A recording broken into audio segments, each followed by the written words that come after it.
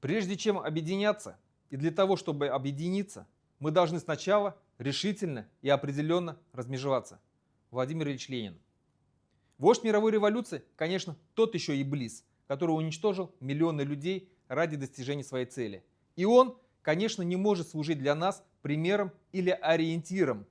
Но мы можем использовать его наработки, опыт и реальные результаты для того, чтобы самим прийти к власти в республике и привести ее к независимости. Необходимо через ежедневную агитацию, пропаганду внушать жителям республики, что независимость республики – это неминуемый процесс, который обязательно случится. Крах режима Путина в любом случае произойдет. В стране наступят революционные события, и мы в этот момент можем и должны взять в свои руки власть в республике. В первую очередь нам необходимо агитировать башкир как основной автохтонный республикообразующий народ, который является хозяином на своей земле. Башкиры являются движущей силой всей башкирской политической нации, что неоднократно доказывалось масштабными событиями в республике в последние 10 лет.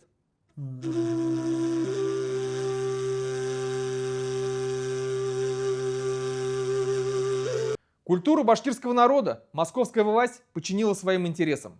Башкир сделали фольклорным народом, который должен обслуживать дорогих и высоких гостей из Москвы.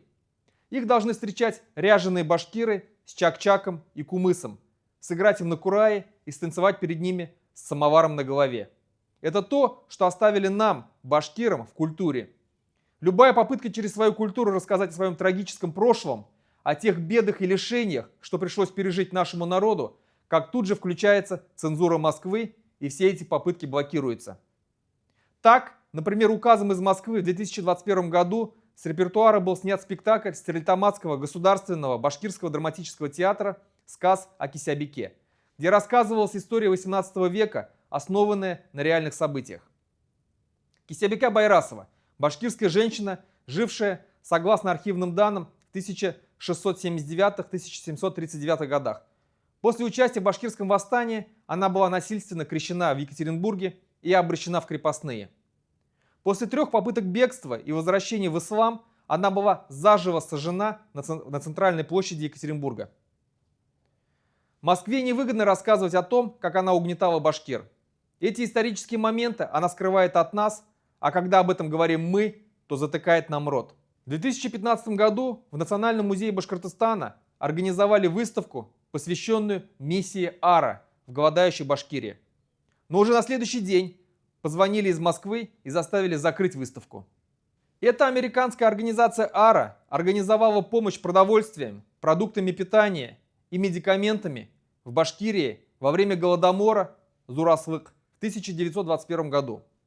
Данный голод был создан искусственно в результате так называемой продразверстки, когда коммунисты у башкирского населения забрали все продукты питания, скот, зерно, оставив их на голодную смерть.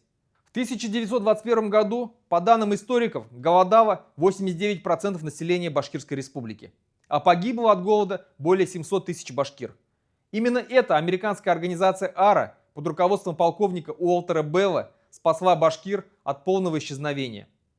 Оккупационные власти в республике начали запрещать и традиционные формы башкирских собраний – йеины, назвав их собранием экстремистов. Летом 2023 года в Уфе начали строительство православного храма всех святых на месте древнего города Башкорт, который стоял задолго до Уфы. Премьер-министр правительства Республики Башкортостан Андрей Назаров, которого привел в правительство лично Ради Хабиров, ранее был судим за групповое изнасилование башкирки. Именно он продвигал идею строительства храма на месте города Башкорт. Делалось это специально, чтобы башкиры утеряли все останки древнего города и не могли обосновать реальное существование древней башкирской столицы. Для Москвы и русского населения республики выгодно, чтобы основание города Уфы шло именно от прибытия в 1574 году русских стрельцов под командованием воевода Михаила Нагова, а не от основания башкирами города Башкорт, который на много столетий старше Уфы.